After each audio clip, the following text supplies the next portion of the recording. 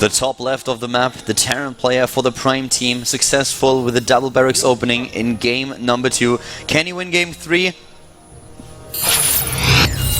ByuN Prime. A legend. He looks very nervous, as you can see here. Yeah, there's a lot these days. Starting to the bottom right, we have his opponent, the Protoss player for STX Seoul. STX Seoul Deer. Interesting ID. Usually talk about new players' IDs when they come into our tournament. Deer is one of those, you know, what sort of deer is he? Is he writing a letter? Is he talking to a loved one? We'll never know. Yeah, it's a little bit odd. I could even see him more with the EE deer. That's what I thought at first when I heard his ID a lot. I thought he was actually, you know, a young buck, perhaps. A young buck. A deer in the headlights. Yeah. Bambi was already taken, so... Exactly. Couldn't be Bambi. And, well, just taking one gas here. He seems to like the style of the one gas, not the two. At least not the fastest two. Going for the scout here right away. This is definitely one of those maps where you usually expect a macro game to happen. And ByuN has been struggling with the defense of his third base for a long time. Most likely we're gonna see him protected a little bit better this time. I would be very surprised to see him fall to the same type of harass again. But Deer proved in game number 1 that he is able to take out ByuN in the long macro game. Got away with those 2 additional bases and therefore the much better economy.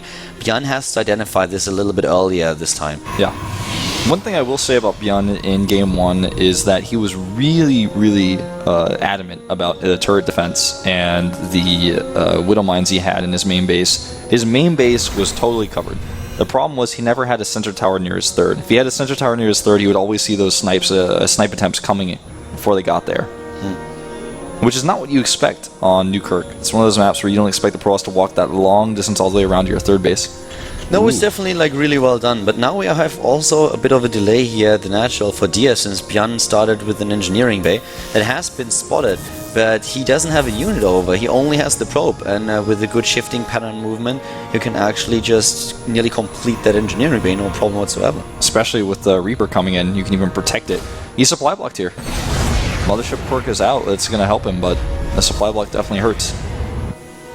He has his real eBay going up at home, and that is going to be used for a quick aggression with +1. Yep, to the top left we have the Zealot moving in, and the first 2 Marines will pop out soon. But up to that point, the Zealot can actually wreak havoc here and has free reign in the main base. Good micro so far by ByuN. Yeah, well done. Well, gets 1. Shouldn't lose more than 1 here. Nicely done. Yeah, okay.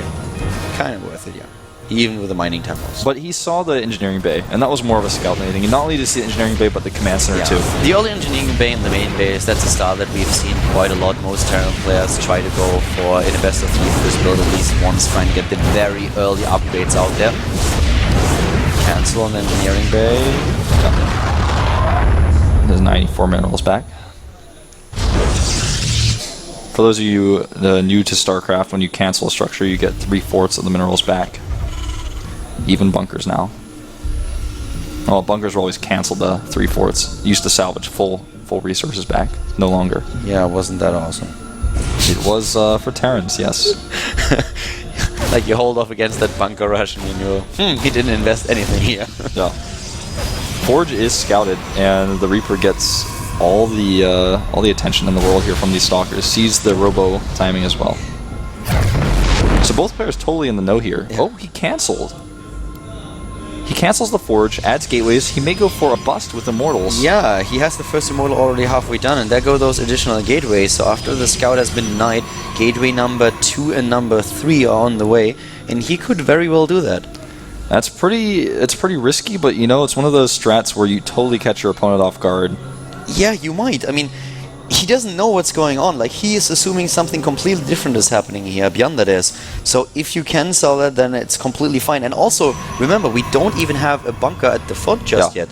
And Color, when you see this type of build coming out, you know, oh, he's got to be careful with that stalker, but you know for certain that the stim is going to be delayed, and so are the medevacs. And those are the 2 things you want against an Immortal push. And you know, the first Stalker is already gone, and the second one took quite a few hits here. Stim is halfway completed, but he skips on the bunkers, and that is horrible. Yeah. Like, not even one safety bunker. That's the usual one that you see. He tries to be too greedy. He could actually also lose all of his Marines here with the Time Warp. He goes for the overcharge instead. He could have tried to lure him in a little bit more. Yeah, I agree. Could have lured, Time Warped, and then used the overcharge, and then we've been able to definitely kill all of them with these Immortals here. He wanted to make sure that he doesn't scout what's going on, I feel. Yeah. That he doesn't see those Immortals.